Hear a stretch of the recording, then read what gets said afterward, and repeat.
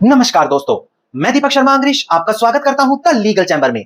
अब दोस्तों, आज की इस वीडियो के अंदर मैं एक काफी बड़ी और लेटेस्ट जजमेंट आप लोगों के लिए बतौर तोहफा लेकर आया हूं, क्योंकि आजकल देखा जाता है कि जैसे ही एक व्यक्ति किसी जमीन को ट्रांसफर करता है, अब चाहे वो सेल डीड कर रहा है, गिफ्ट डीड कर रहा है, विल वसीयत कर रहा है, हक त्याग कर रहा है, तो अपनी मर्जी से पहले तो जमीन बेचता है, ट्रांसफर करता है और बाद में उसी इंसान के ऊपर झूठा केस कर देता है कि मुझसे तो धोखाधड़ी करके ये जमीन लिखवा ली गई।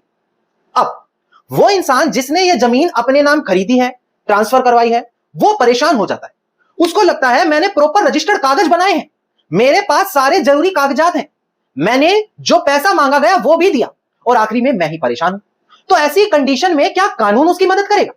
ऐसी कंडीशन में कानून क्या कहता है, ऑनरेबल सुप्रीम कोर्ट के फैसले क्या कहते हैं और जो सुप्रीम कोर्ट का बिल्कुल लेटेस्ट निर्णय आया है वो इस कंडीशन में क्या कहता है?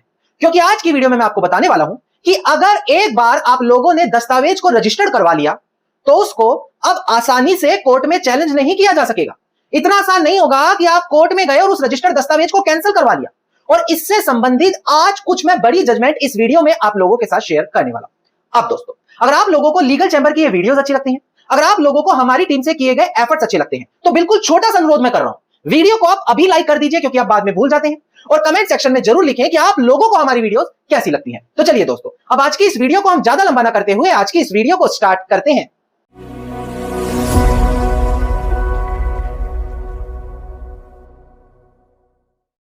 अब दोस्तों, सबसे पहले वीडियो के शुरुआत में मैं आपको बताऊं कि आज की वीडियो में हम क्या क्या टॉपिक कवर करने वाले हैं। देखिए, आज की वीडियो हर रजिस्टर्ड दस्तावेज, चाहे विल वसीयत हो, सेल डीड हो, गिफ्ट डीड हो, रेलिंक्विशमेंट डीड हो, जो डॉक्यूमेंट रजिस्टर्ड करवाया गया है और उसी के खिलाफ कोर्ट में केस डाल दिया गया, तो रजिस्टर्ड दस्तावेज को कैंसिल नहीं कराया जा सकता आसानी से। इससे संबंधित मैं कुछ बड़ी जजमेंट लेकर आया। और अगर आप लोग भी वो सभी जजमेंट पाना चाहते हैं, अपने फेवर में यूज करके केस जीतना चाहते हैं, तो पूरी वीडियो बड़ी ध्यान से देखनी पड़ेगी। अब पहले मैं बड़ी बेसिक जानकारी दूं।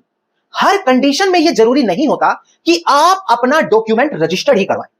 कुछ कंडीशन होती है, अगर आपका कागज वहां रजिस्टर्ड भी नहीं है तो भी कानून उसकी पूरी मान्यता रखता है। जैसे कि अगर आप रजिस्ट्रेशन एक्ट 1908 पढ़ें, उसके अंदर सेक्शन 17 और सेक्शन 18 पढ़ें, तो ये दो जो सेक्शन है काफी जरूरी है। सेक्शन 17 बताता है वो डॉक्यूमेंट जिनको रजिस्टर्ड करना जरूरी हो जाता है, जैसे 2 साल, 3 साल, 1 साल का रेंट एग्रीमेंट, किसी संपत्ति को खरीद या बेच रहे हैं, कोई गिफ्ट डीड 100 रुपया उससे ज्यादा कीमत का, तो ये सारे डॉक्यूमेंट का रजिस्टर्ड करवाया जाना जरूरी हो जाता है। और वहीं दूसरी ओर हम बात करें सेक्शन 18 की, तो ये उन कागजों के बारे में बात करता है जिनको रजिस्टर्ड कराना जरूरी नहीं है, जैसे कि रेंट एग्रीमेंट अगर 1 साल से कम समय का है, जैसे 11 महीने, पावर ऑफ अटॉर्नी अगर उसमें जमीन खरीदने या बेचने की बात नहीं है। इसके अलावा विल और वसीयत, ये कुछ ऐसे कागज है जिनको अगर आप रजिस्टर्ड नहीं भी कराएंगे तो कानून में उनको पूरी तरीके से वैलिड माना जाएगा। अब कई लोग ऐसे होते हैं जो रजिस्टर्ड कराए जाने वाले दस्तावेजों को भी रजिस्टर्ड नहीं कराते। अब उनको चाहे जानकारी नहीं थी, पैसे बचाने चाहे, उनके साथ धोखा हुआ, पर वो रजिस्टर्ड कराना भूल गए, तो नुकसान क्या होगा? इसके लिए अगर आप रजिस्ट्रेशन एक्ट 1908 का सेक्शन 49 पढ़ेंगे तो वो बताता है कि जो वो आपका दस्तावेज जिसको आपने रजिस्टर्ड नहीं कराया, जबकि कानून कहता था उसको रजिस्टर कराना चाहिए, तो ऐसी कंडीशन में क्या होगा, आप उन डॉक्यूमेंट को कोर्ट में जब जरूरत होगी एविडेंस के तौर पर नहीं दे पाएंगे, और यह सबसे बड़ा नुकसान होता है। चलिए, अब लोग कहेंगे सर ये तो एक अलग बात है, आपने जानकारी दी, बहुत अच्छा है, पर हम तो उस कंडीशन में फंसे हुए हैं जहां हमने कागज भी रजिस्टर्ड कराए, पैसा भी दिया, जमीन भी ले ली, तब भी हमारे ऊपर केस डाल दिया सिर्फ लालच की वजह से कि हमसे और पैसा ऐंठ ले, वो सभी परिवार वाले मिलकर हमें परेशान कर रहे हैं। अब हम क्या करें? देखिए, इससे संबंधित सुप्रीम कोर्ट का एक बिल्कुल लेटेस्ट निर्णय आया है। पहले मैं डिस्प्ले पर दिखाकर आपको वो क्लियर करूं, फिर मैं आपको बताऊंगा कि ये लेटेस्ट जजमेंट की कॉपी आपको कैसे मिलेगी। पहले आप डिस्प्ले पर देखकर ध्यान दीजिएगा दोस्तों। देखिए, केस टाइटल है सराफत अली डिकीज through legal representative and others, जो अपीलियंट है, versus deputy director of consolidation Haridwar and others, जो रिस्पोंडेंट है। इसका सिविल अपील नंबर है 8705 ऑफ 2026 और डेट ऑफ जजमेंट है 23 जून साल 2026, यानी कि बिल्कुल लेटेस्ट जजमेंट जो आपको कहीं नहीं मिलेगी। मिलेगी तो समझाई नहीं जाएगी, और समझा भी दी गई तो आपको यह नहीं पता लगेगा कि आपके लिए कैसे फायदेमंद है। और ये सारी चीजें इसीलिए लीगल चैम्बर ध्यान रखता है और आप लोगों को यह सारी जानकारी देता है। अब डिस्प्ले पर देखकर ध्यान दें कि आखिरकार ऑनरेबल सुप्रीम कोर्ट ने इस लेटेस्ट जजमेंट में क्या कहा। देखिएगा दोस्तों, डिस्प्ले पर देखिए, यहां पर ऑनरेबल सुप्रीम कोर्ट ने यही हेल्ड किया कि देखो, अगर एक सेल डीड रजिस्टर्ड है तो वो स्टैट्यूटरी प्रिजम्पशन वैलिड का रखेगी, मतलब वो ये माना जाएगा कि प्रॉपर्ली वैलिड तरीके से ही तैयार होगी, तभी तो रजिस्टर्ड कराई गई है। अगर उसमें एक इंसान माइनर डिस्क्रिपेंसी निकाल रहा है, छोटी मोटी गलतियां निकाल रहा है, चाहे वो विटनेस ने जब कोर्ट में स्टेटमेंट दी उसमें आ गई हो, तो इन सभी को ग्राउंड्स बनाते हुए आप उस रजिस्टर्ड सेल डीड को कैंसिल नहीं करा पाएंगे, उसको डाउटफुल नहीं पैदा कर पाएंगे। यह चीज ऑनरेबल सुप्रीम कोर्ट ने यहां पर क्लियर की। मतलब यहां आपको यह तो पता लग गया कि अगर आपके पास रजिस्टर्ड सेल डीड है, बैनामा है, और उसको कोई भी एवं जाकर कोर्ट में चैलेंज करने का कोशिश करेगा, तो यह जजमेंट आपके लिए काम आएगी, जहां पर बोला है कि registered sale deed genuine presume की जाएगी और उसमें छोटी मोटी गलतियां निकालकर अगर उसको कोई कैंसिल कराना चाहेगा तो वो चीज वैलिड नहीं है। यह चीज साफ शब्दों में क्लियर की गई। अब यह बात आ गई सेल डीड की। अब मैं इसके बाद रजिस्टर्ड विल वसीयत के बारे में भी बताऊंगा कि कैसे बचाव करें, रजिस्टर्ड गिफ्ट डीड हक त्याग पत्र उसके बारे में भी बताऊंगा। पर मैं आपको यह सारी जानकारी क्यों दे रहा हूं, क्या आपको पता है? यह तो चलिए लेटेस्ट जजमेंट है, जो मैं जजमेंट इसके बाद आपको बताऊंगा वो तो लैंडमार्क बड़ी बड़ी जजमेंट है, पर आप लोगों तक वो कभी नहीं आ पाती। अगर आप हमारी ये वीडियो देख रहे हैं तो आपको यहां से अंदाजा हो रहा होगा कि कितनी बड़ी जजमेंट आपको मिली है, पर आपको पता है ऐसी अनेकों जजमेंट है जो ऑनरेबल सुप्रीम कोर्ट पास करता है और आप लोगों तक वो कभी नहीं आ पाती। आप लोगों को नहीं जानकारी कि कहां से वो जजमेंट मिलेंगी, और इसी का legal chamber by law and verdict एक समाधान लेकर आया है। यहां पर एक स्पेशल व्हाट्सएप ग्रुप बनाया है जहां पर अब 1200 से ज्यादा लोग उस ग्रुप के सदस्य बन चुके हैं। इतना ट्रस्ट इस ग्रुप में अब जुड़ गया है। वहां पर आपको हर एक छोटी से बड़ी लैंडमार्क जजमेंट जो आपके काम की है मिलने वाली है, उसकी पीडीएफ कॉपी मिलने वाली है। लैंडमार्क जजमेंट उनकी पीडीएफ कॉपी एक्सप्लेनेशन मिलने वाली है। बेसिक कानूनों को वहां पर समझाया जाता है ताकि आपके जीवन में काम आए। इसके अलावा अगर आप अलग से किसी भी लीगल पॉइंट पर लेटेस्ट या लैंडमार्क जजमेंट मांगेंगे तो वो वहां पर आपको मिल जाएगी। अब चाहे आप एक एडवोकेट है, आपको कोर्ट के लिए लेटेस्ट जजमेंट चाहिए, वो यहां से मिलेगी। आप लॉयर्स हैं, आपके लिए जजमेंट पढ़ने को यहां मिलेगी। आप एक लॉ स्टूडेंट है, आपको यहां पर हेल्प मिलेगी। आप वो व्यक्ति हैं जिनका कोर्ट में केस चल रहा है, तो अपने केस के फेवर की जजमेंट आप यहां से ले सकते हैं। और अगर आप अपना केस खुद लड़ रहे हैं तो ये तो ग्रुप आपके लिए बहुत जरूरी है। अब क्वेश्चन आएगा, सर ग्रुप में जुड़े कैसे? सिर्फ 2 मिनट। जो लोग पहले जुड़ते थे उनको 1000 रुपए या 1500 या 2000 रुपए देने होते थे और बदले में 1 साल के लिए ग्रुप उनको ज्वाइन कराया जाता था। पर एक स्पेशल ऑफर है जो अब इसी महीने खत्म हो जाएगा। कुछ दिन बचे हैं, मात्र कुछ दिन, 5-6 दिन।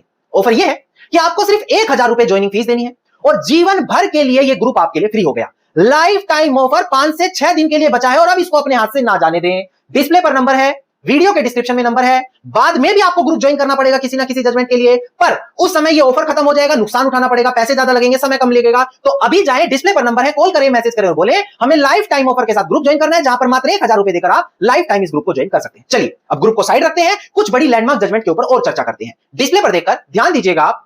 देखिए केस टाइटल है Hemlata bye legal representative versus Tukaram the case. ये भी साल 2026 का ही केस लो है। यहां भी यही बोला गया था कि देखो अगर एक रजिस्टर्ड सेल डीड है तो वो भी presumption of valid and genuineness carry करती है, मतलब उसको बेवजह जाकर आप चैलेंज नहीं कर सकते। अगर एक रजिस्टर्ड सेल डीड है तो कहीं ना कहीं वो जेन्युइन बनी है, ये चीज जेन्युइन मानी जाएगी। अगर आप उसको चैलेंज कर रहे हैं तो बर्डन ऑफ प्रूफ आपके ऊपर है कि इतना स्ट्रॉन्ग एविडेंस लेकर आए कि कोर्ट आपकी बात माने। पर बेवजह अगर आप शक कर रहे हैं, हो सकता है वो बीमार हो ये, और आपके पास कोई स्ट्रॉन्ग एविडेंस नहीं है, तो आप उस रजिस्टर्ड सेल डीड को कैंसिल नहीं करा पाएंगे। ये भी जजमेंट आप लोगों के लिए बेहद जरूरी है। अब बात करते हैं रजिस्टर्ड विल और वसीयत के बारे में। देखिएगा दोस्तों डिस्प्ले पर, देखिए एक काफी बड़ा केस लो है ये, Mitpali Lasum Bhai since deceased and other versus Mitpali Mutaiya, साल 2025 का बड़ा केस है। यहां भी ये बोला गया कि देखो अगर एक वसीयत रजिस्टर्ड है तो यहां पर जो पार्टी उस वसीयत के खिलाफ बोल रही है उसी के ऊपर यह बर्डन आ जाएगा कि वो साबित करे कि ये गलत कैसे है।